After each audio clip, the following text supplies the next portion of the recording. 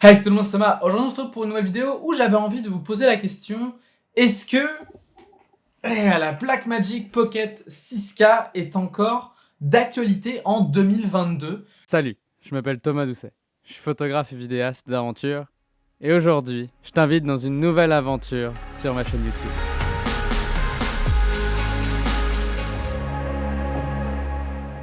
C'est une question qui, à mes yeux, est encore une bonne question à se poser en 2022, puisque c'est une caméra extrêmement polyvalente et qui ramène énormément d'assets qui sont très pratiques, même encore aujourd'hui. Alors attention, je dis, est-ce qu'elle est encore valable en 2022? La réponse est obligatoirement oui, parce que c'est une caméra qui shoot en 4K, en 6K, et elle fait tout ce qu'une caméra vidéo, puisque cette caméra-là ne shoot pas de la 480p, au contraire, elle shoot de la 6K, et elle amène un paquet d'assets qui sont extrêmement intéressants, même encore aujourd'hui. Donc cette Blackmagic là, moi je l'ai maintenant depuis 2 ans, puis elle a vraiment tout vécu, que ce soit du documentaire, du ski, de l'aventure en règle générale. Elle est dans le froid, dans le chaud, elle a vraiment dans la neige, j'ai même eu dans la poussière. Elle a vraiment vécu beaucoup de choses, cette caméra-là. Et aussi, elle a vécu des choses beaucoup plus simples comme du corpo ou des vidéos d'entreprise qui sont dans des environnements très contrôlés. Et cette caméra-là, pour le coup, elle ne m'a jamais fait faux bond. C'est jamais la caméra qui m'a fait faux bond, c'est les accessoires que j'ai mis autour qui m'ont fait faux bond. Et ça, pour le coup, c'est un point que je veux vraiment mettre de l'avant. C'est que cette caméra est fiable. Peu importe dans quoi je l'utilise, tant que tout est fonctionnel autour d'elle, je presse record, il n'y a plus rien qui peut m'arrêter à faire un plan. Et il y a quelque chose qui sort de ce capteur-là, que c'est vraiment beau. Il y a une belle lecture de la lumière. C'est un codec qui est particulièrement intéressant, que ce soit pour de l'étalonnage, mais aussi pour vous offrir un fichier avec une belle plage dynamique. On se retrouve vraiment avec un fichier extrêmement flexible et qui permet beaucoup d'erreurs. Et ça, pour le coup, c'est quelque chose que je trouve extrêmement important, de pouvoir faire des erreurs en tournage. On est focus sur tellement de choses en tournage, surtout moi, je suis souvent en one-man band. Donc, je suis en même temps en train de faire le son, la réalisation, le cadrage, le relationnel. Au bout d'un moment, on pète un câble, c'est normal. Donc, il peut y avoir des erreurs. Et ça, pour le coup, la Blackmagic me permet de réparer ces erreurs-là. Et pour le coup, c'est vraiment extrêmement agréable de tourner avec, en règle générale. La 4K n'est pas encore particulièrement développée. Oui, il y a des téléviseurs, il y a des écrans, mais ce n'est pas tout le monde qui en a. Puis oui, les téléphones sont en 4K. On rentrera pas forcément sur ce sujet parce que de la 4K sur un écran aussi petit, on pourrait mettre de la 360p que ça rendrait bien. Mais ce que je veux vraiment vous dire, c'est que pour l'instant, on a accès à jusque de la 6K. Et pour l'instant, la 4K, ça doit faire 5-6 ans qu'on en parle, même peut-être plus. Et c'est toujours pas démocratisé au grand complet dans le marché du consommateur. Le consommateur va avoir plus tendance à acheter une bonne télé, peut-être en 4K, mais peut-être pas. Mais surtout, si jamais il le regarde sur un écran d'ordinateur, ça va être de la 1080p ou alors de la 1280, mais vraiment pas beaucoup plus. On va pas aller dans des hautes résolutions comme de la 4K. Encore, pour l'instant, la transition n'a pas été encore complètement faite.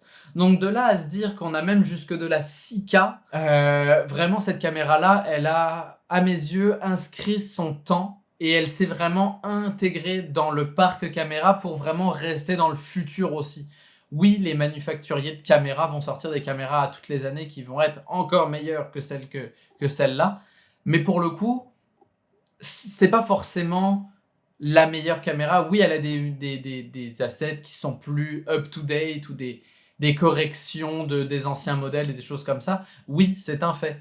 Mais quand on a travaillé tellement avec une caméra qu'on la connaît en long, en large et en travers, on se retrouve vraiment avec un setup qui est hyper agréable à tourner, qu'on connaît bien, qui est simple, que tu appuies sur record, tu ne cherches pas à réfléchir, ça enregistre, qui a une super plage dynamique. Et pour le coup, moi, je demande pas plus d'une caméra. Je demande vraiment pas plus d'une caméra. Pour moi, c'est vraiment ça qui est primordial et que je veux que vous compreniez avec cette vidéo-là, c'est que cette caméra-là est un cheval de guerre. Vous pouvez lui foutre à peu près n'importe quoi à la gueule, elle répondra présente et elle le fera bien. Et ça, pour le coup, je trouve que c'est un point extrêmement important à mettre en avant parce que c'est pas toutes les caméras qui sont aussi fiables que ça. Maintenant aussi, pourquoi cette caméra est très bien, même en 2022, c'est que moi, elle m'a vraiment permis de mettre une coche au-dessus mon travail et de pouvoir fournir une meilleure qualité en règle générale. Elle me permet d'avoir un gros écran. Elle me permet d'avoir un gros écran pour pouvoir checker mon focus avec le focus picking, le false color ou le zebra si je le désire. Elle me permet aussi d'avoir des micros XLR directement en interne dans la caméra avec des préamps qui sont très intéressants et qui sont pas forcément compressifs comme ce qu'on peut avoir dans un DSLR ou dans un mirrorless. Elle me permet de mettre mes lentilles Canon que j'utilise pour mon boîtier en règle générale et que je me sers tout le temps. Mais c'est surtout, comme c'est une caméra qui a eu un gros buzz, énormément d'accessoires sont sortis qui sont spécialement designés pour cette caméra-là. Donc vous avez vraiment moyen de riguer votre caméra vraiment comme vous l'entendez. Et ça, pour le coup, je trouve que c'est un point qui est non négligeable pour le consommateur et pour quelqu'un qui veut commencer à rentrer dans la sphère très professionnelle des caméras de cinéma. Parce que là, il ne faut pas oublier qu'on parle d'une caméra de cinéma. On ne parle pas d'une caméra vidéo, on parle vraiment d'une caméra de cinéma. C'est pour moi faut qu'il y ait une certaine démarcation qui se fasse dans votre esprit parce que une bonne caméra vidéo va faire des bonnes vidéos mais va aussi faire des photos alors qu'une caméra de cinéma n'est vraiment faite que pour filmer et est dédiée uniquement à la vidéo. Et ça, pour le coup, on le ressent sur cette caméra-là. On voit qu'elle a uniquement été pensée pour de la vidéo et pour faire des films. Et voilà, c'est tout pour cette vidéo. J'espère qu'elle vous aura plu. En tout cas, moi, j'ai adoré la faire. Sur ce, n'hésitez pas à me suivre sur mes réseaux sociaux pour voir les backstage de tout ce que je fais.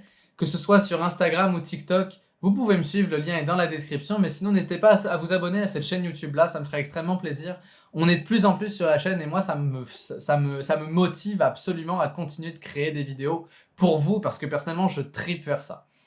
En attendant, je vous dis faites de bonnes photos, faites de bonnes vidéos. À la prochaine. Ciao tout le monde.